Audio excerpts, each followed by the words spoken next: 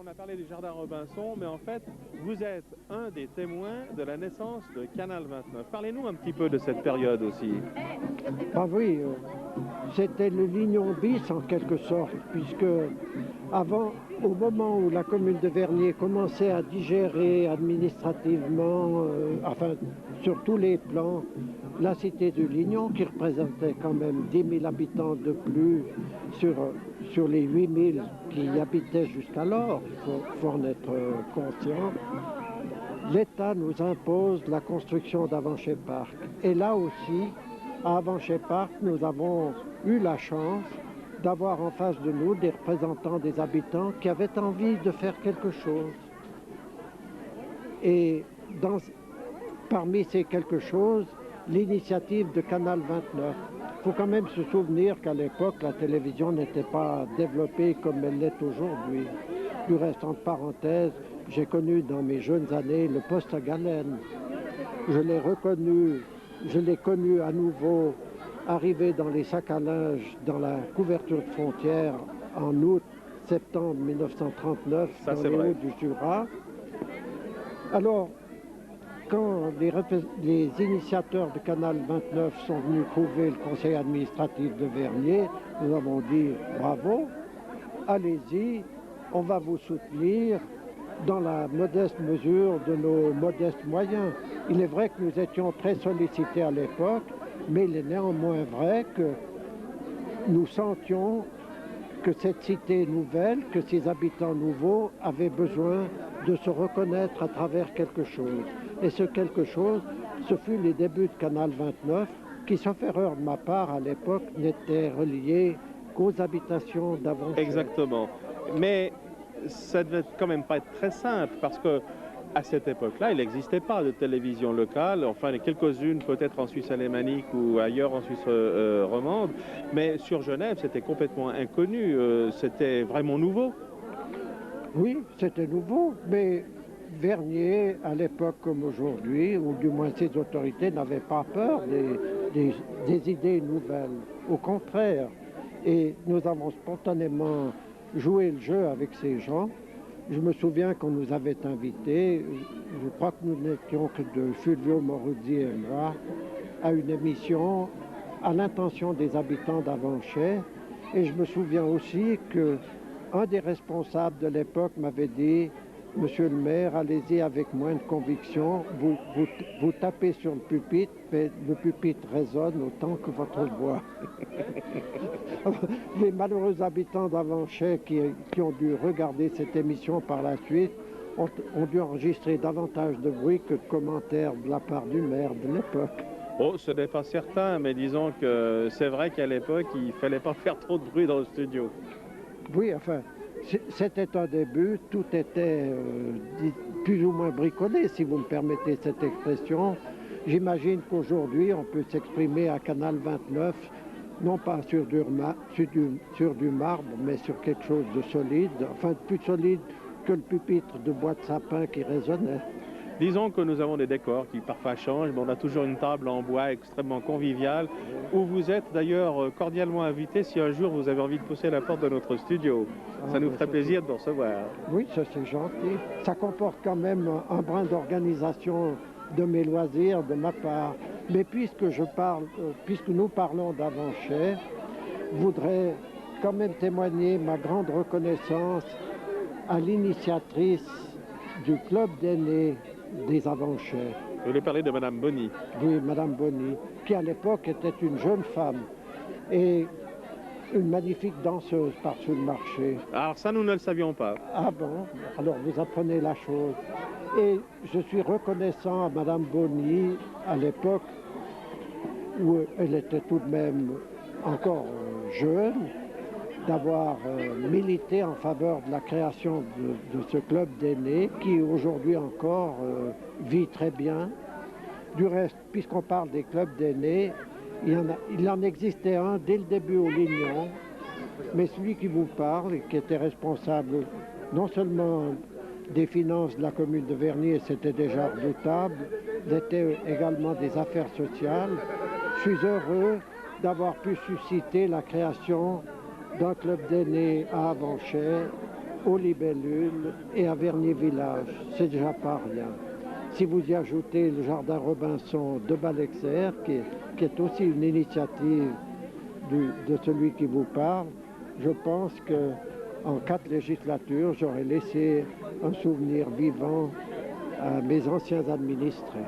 En tout cas, c'est un souvenir qui est vivace et on entend partout parler de Fritz Hamerly avec beaucoup d'enthousiasme et en tout cas d'émotion lorsqu'on évoque effectivement ce que vous avez fait. Alors, si on revenait à Madame Bonny, nous avons eu l'occasion de la suivre il y a pas très longtemps dans le cadre des 20 ans de son club d'aînés. Ils sont partis au plateau des Glières et l'une des remarques que notre président faisait, dont il faisait état il y a quelques semaines, c'était que quand on voit des gens de Canal 29, on dit « Ah, tiens, j'ai vu l'émission sur le club des aînés d'avant, c'était bien, j'en suis très content. » Et finalement, la boucle est bouclée parce que, d'une certaine façon, nous œuvrons également au bien des gens et nous essayons de faire connaître les activités des uns et des autres. Et Madame Bonny est une très bonne amie de Canal 29 aussi. Ah ben ça, c'est rassurant. Ça ne m'étonne pas du tout, étant donné l'enthousiasme de cette femme. Voilà, et bien écoutez, on lui transmettra vos amitiés. Oui, ça me ferait plaisir. Elle les verra peut-être sur le petit écran aussi. Oui, sans doute, puisqu'elle a le privilège d'habiter à Vanchères. Voilà, ou tout au moins la commune de Vernier. Oui, ah ben, n'oublions pas, Ouais. le grand ensemble, fait de briques et de broc, mais qui tient quand même debout. Ça tient debout depuis longtemps, Oui. avec Fulvio Moruzzi. Dans le cadre du Lignon, comme ça, Genève, il y a un certain nombre de traces de grands architectes, des traces qui sont restées, qu'on pourrait dire permanentes.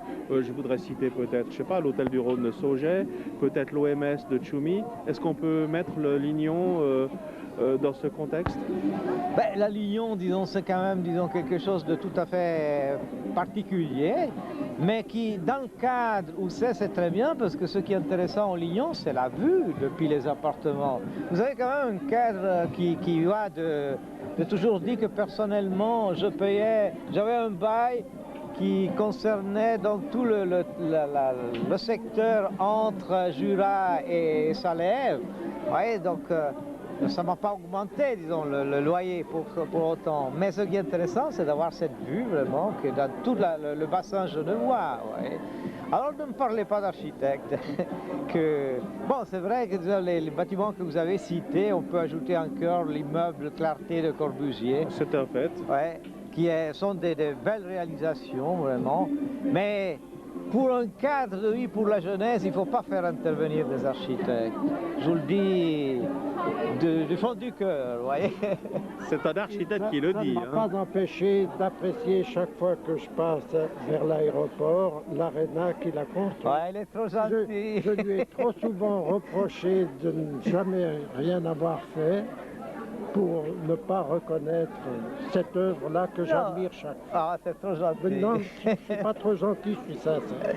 Alors, Fulvio Moruzzi, il y a une autre réalisation dont on est peut-être, qui est un peu moins voyante peut-être, mais vous êtes quand même aussi l'un des initiateurs de quelque chose qui s'appelle Canal 29. On peut en parler un peu? Ah oui.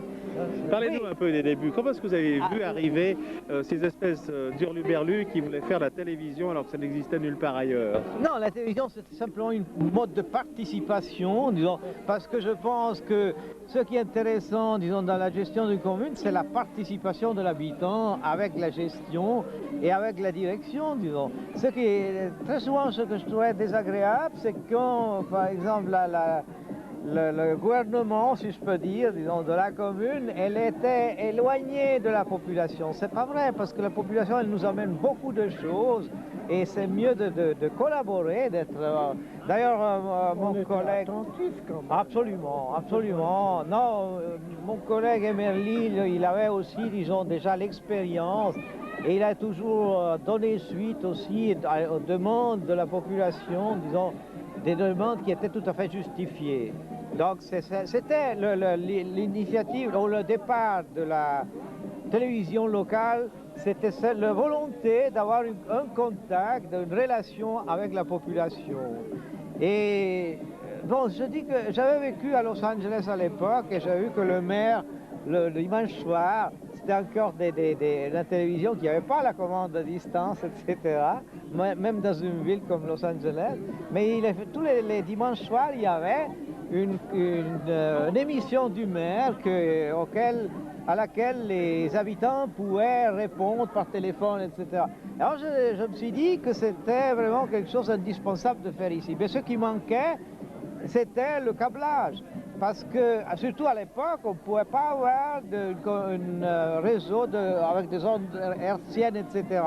Et alors, je dois dire aussi la vérité, je dois rendre hommage à un ancien conseiller municipal, c'était Berthoud en l'occurrence, l'électricien, qui m'a dit, c'est lui qui m'a mis sur la voie, il a dit si vous voulez faire, bon il savait que j'avais un intérêt pour ça, mais il m'a dit si vous voulez vraiment créer une télévision locale, vous pouvez déjà la faire à Manchais parce que c'est la dernière cité qui vient d'être réalisée dans la commune et c'est déjà tout câblé. Alors quand il m'a dit ça, évidemment, ça n'a pas traîné, disons. Et c'est à partir de ce moment-là que chaque fois qu'on posait de nouveaux égouts dans la commune, ouais, on prévoyait le passage d'un câble. Absolument, absolument. Alors, je suis heureux de pouvoir rappeler ça parce que ce sont quand même nos successeurs qui vont pouvoir en bénéficier. Absolument, ouais. Et puis maintenant, c'est toute la commune d'ailleurs, le câblage, c'est tout. Et vous en savez quelque chose.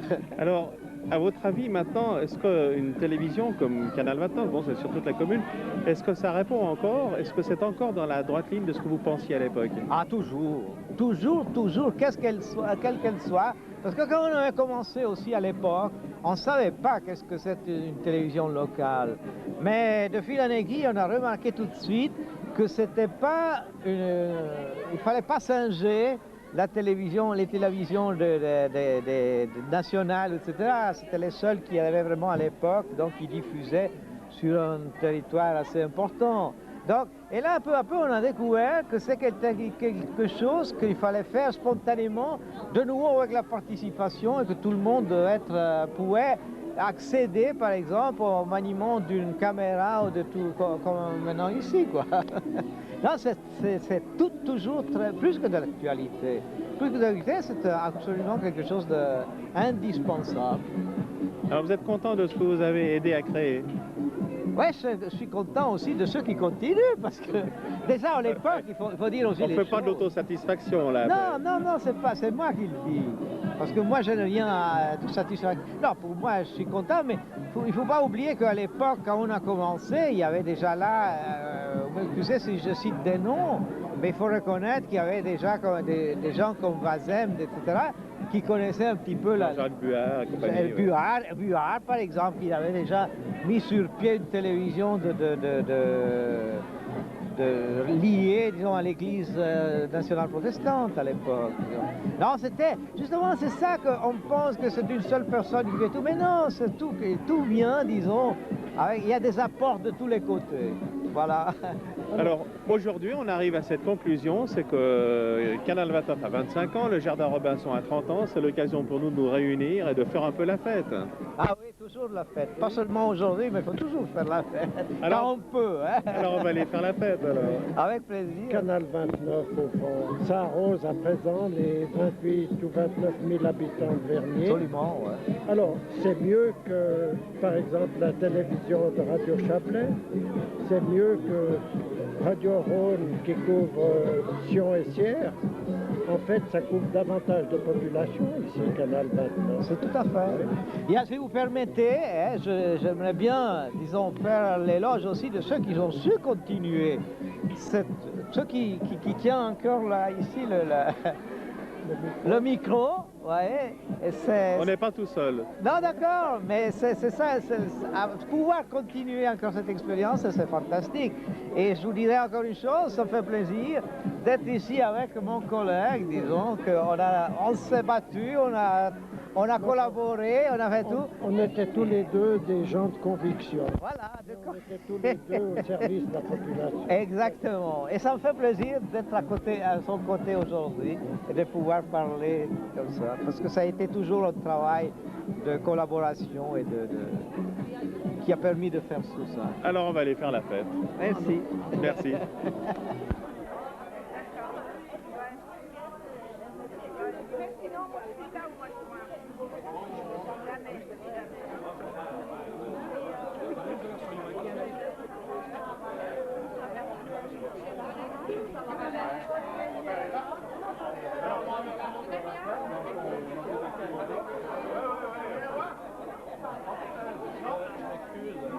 Non, excusez-moi, alors, non.